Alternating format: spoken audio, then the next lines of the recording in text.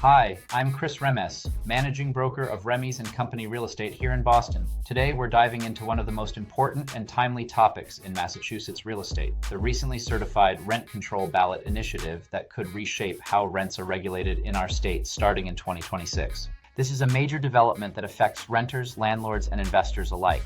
My goal today is to walk you through exactly what this initiative is, where it stands right now, and what it could mean for the Boston housing market.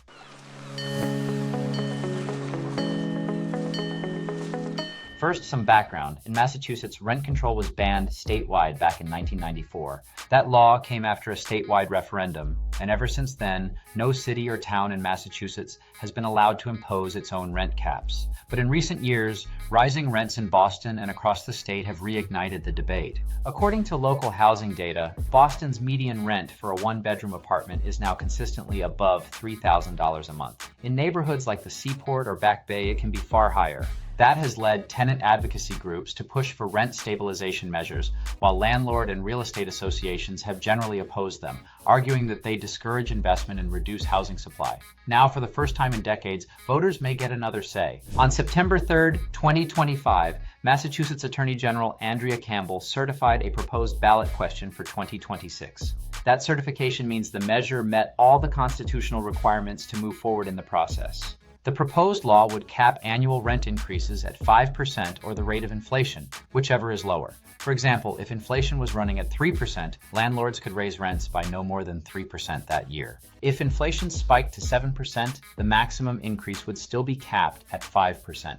This initiative still has a long way to go before becoming law. It must collect the required number of signatures, survive potential court challenges, and then ultimately pass at the ballot box in November 2026.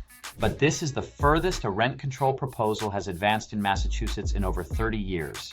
Here's how the process works. Step 1 is certification, which just happened. Step 2 is signature gathering, where supporters must collect more than 75,000 valid signatures from Massachusetts voters. Step 3 is legislative review, where the Massachusetts legislature can choose to adopt the proposal, reject it, or put forward an alternative. And step 4 is the ballot vote.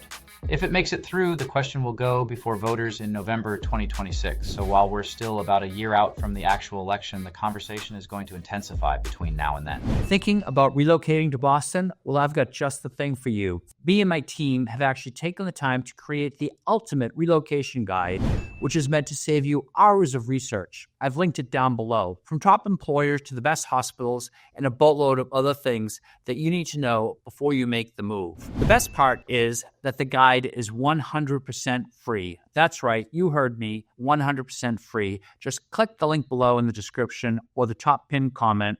Hope that helps. What does this mean for renters? For tenants, the appeal is clear.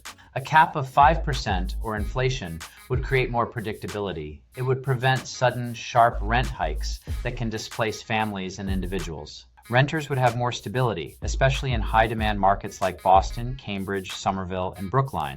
Keep in mind, Boston rents have risen dramatically over the last decade. Even though the pace has slowed somewhat in 2024 and 2025, the cost burden on many households remains high. For renters watching this, the proposed law could mean more peace of mind, knowing your rent isn't going to jump by 15 or 20% in a single year. On the other side, landlords and investors have significant concerns. Groups like the Greater Boston Real Estate Board and the Massachusetts Association of Realtors argue that rent control discourages new housing construction and can even reduce the supply of rental housing. If returns on investment are capped, fewer developers and investors may choose to build new housing, especially in expensive urban areas where construction costs are already high. Another concern is maintenance and property upgrades. If rental income growth is limited, some landlords may scale back reinvestment in their properties, which could affect housing quality over the long term. Investors also point to cities like New York or San Francisco, where rent regulation has sometimes created a two-tiered market. Longtime tenants in controlled units pay far less than market rates, while new tenants face extremely high costs. For property owners, the question is whether this law would reduce incentives to invest in Boston real estate. Let's put this in the context of Boston's current housing market. As of mid-2025, the median sale price for a single-family home in Boston is about $980,000. Condos are selling at a median around $749,000. Inventory has increased slightly, which means the market is balancing a bit, but affordability remains a major challenge. On the rental side, rents in Greater Boston are expected to grow around 2.9% in 2025. That's slower than the large jumps we saw in 2021 and 2022, but it's still above national averages.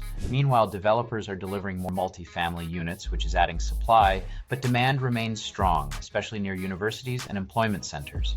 So this rent control debate is happening at a time when Boston is trying to balance growth, affordability, and supply. Who supports and who opposes? On the support side, tenant advocacy groups, community organizations focused on housing affordability, and some municipal leaders in Greater Boston who want local control over rents. On the opposition side, real estate trade groups, the Greater Boston Real Estate Board, many property owners and landlords, developers, and business organizations that worry about reduced investment in housing stock. Hi guys, it's Chris. As much as I love making these videos, there's one thing that I love more, and that's helping families and people from all over the US make the move here to Boston. I've helped countless families make the move. So whether you're coming out for the week, the next month, or even the next year, don't hesitate to reach out. My contact information is below, right there on the screen and linked in the description in case you missed it in the on-screen pop-up. I look forward to helping you and your family make the move to Boston. This is going to be a major political and economic debate over the next year. What should you keep an eye on? First, signature campaigns. Will supporters collect the signatures needed to make it onto the ballot? Second, legislative action. The Massachusetts legislature could step in and offer its own proposal. Third, court challenges. Opponents may try to block the measure legally before it reaches voters. And fourth, campaigns for and against. Expect significant lobbying and media campaigns from both sides as we move closer to the 2026 election. For anyone involved in real estate, whether you're renting, buying, selling, or investing, this will be a topic you'll hear about constantly over the next 12 to 18 months. To wrap up, here are the key takeaways. Rent control is back on the table in Massachusetts for the first time in over 30 years. The proposal would cap rent increases at 5% or the inflation rate, whichever is lower. Renters see this as a pathway to stability, while landlords and investors worry about long-term impacts on housing supply and property values. The outcome will ultimately be decided by voters in November 2026, assuming the initiative makes it that far. At Remmes&Co, our mission is to keep you informed so you can make the best real estate decisions possible. This is one of those issues that cuts right to the heart of housing in Boston, and we'll be tracking it closely. If you found this helpful, please hit the like button, subscribe to the channel, and share this video with anyone you know who rents or owns property in Boston. I'm Chris Remmes with Remmes&Co. Thanks for watching, and I'll see you in the next update.